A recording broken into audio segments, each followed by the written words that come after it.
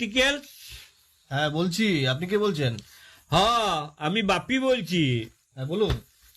বলি মাস কতক আগে আমি একটা ফ্রিজ কিনেছিলাম, তো ওই ফ্রিজটা আমি ফেরত দিয়ে দিব ভাবছি।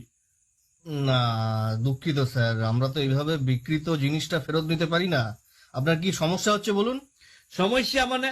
গজরটা কেনার পর থেকে সমস্যা আর সমস্যা। কেন, কি হয়েছে? তাইলে শুনুন, প্রথম থেকে আপনাকে বলি। যেদিন ফ্রিজটা কিনে নিয়ে এলাম, হুম। তো বলি কি রাখবো কি রাখবো, তো আপনারা বলেছিলেন যা রাখবেন টাটকা তাজা থাকবে।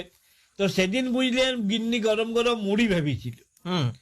তো আমি ওই মুড়ির তিনটে ফ্রিজের মধ্যে রেখে দিলাম। তো সকালবেলায় বুঝলেন এমন মিয়াইছে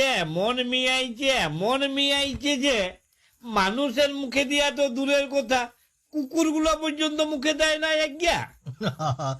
আরে বাবা, আপনি মুড়ি রাখতে গেলেন কেন? অন্য কিছু খাবার জিনিস রাখতে পারলেন না? রেখেছিলাম, বিস্কুটের ডিব্বাটাও রেখেছিলাম।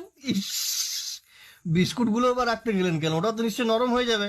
আর নরম, পাতলা পাতলা পায়খানার মতন এমন ল্যাটপেটা হয়ে গেছিল একগা। তবে উগটা কুকুরগুলো বেশ ফুর্তি করে চেটে পুটেই খাইছে।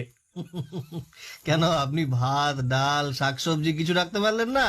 আর ভাতের কথা বলবেন নাই, তো সেদিন খাওয়া দাওয়ার পরে ভাতটা বাড়ি গেছিল।